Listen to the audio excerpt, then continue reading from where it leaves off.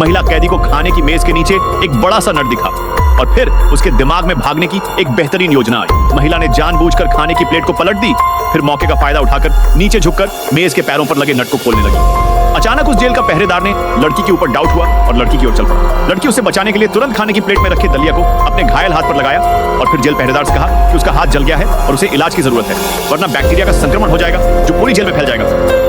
लेकिन जेल पहरेदार की निगाहें महिला के ऊपर टिकी रही। उस महत्वपूर्ण क्षण में महिला ने जेल पहरेदार के आने से आधा सेकंड पहले ही नट को सफलतापूर्वक से हटा दिया था।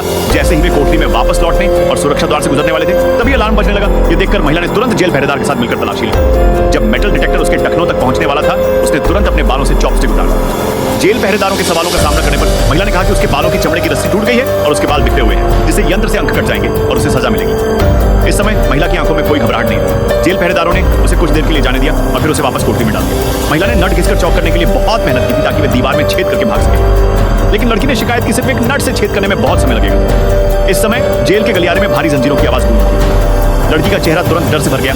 उसने दावा किया कि सिस्टर मैन कभी पूरे अंडरवर्ल्ड की महिला बॉस थी। अगर उसका पता चल गया तो वह जेल प्रहरियों को उससे निपटने के लिए जरूर कहेगी। लेकिन यह सुनकर महिला बिल्कुल भी घबराई नहीं, बल्कि उसने उन्हें साथ भागने के लिए आमंत्रित करने की पहल भी की। अपनी बेटी को बचाने के लिए सिस्टर मैन तुरंत उन्हें भागने में मदद करने के लिए तैयार हो गई। जल्द ही उन तीनों ने काम बांट लिया और अलग अलग काम करने लगे। लड़की निगरानी की जिम्मेदारी संभाल रही थी, जबकि सिस्टर मैन और उसकी मां कोने में पानी की टंकी को आश्रय बनाकर और नुकीले नट से दीवार में बेतहाशा छेद कर रही थी। जल्द ही दीवार का रंग उखड़ने लगा और उन्होंने ढीली ईंटों को जोर से उखाड़ दिया। पलक झपकते ही उन दोनों ने दीवार में एक बड़ा सा छेद कर दिया था। लेकिन जेल के पहरेदार हर 3 घंटे में गश्त करते थे।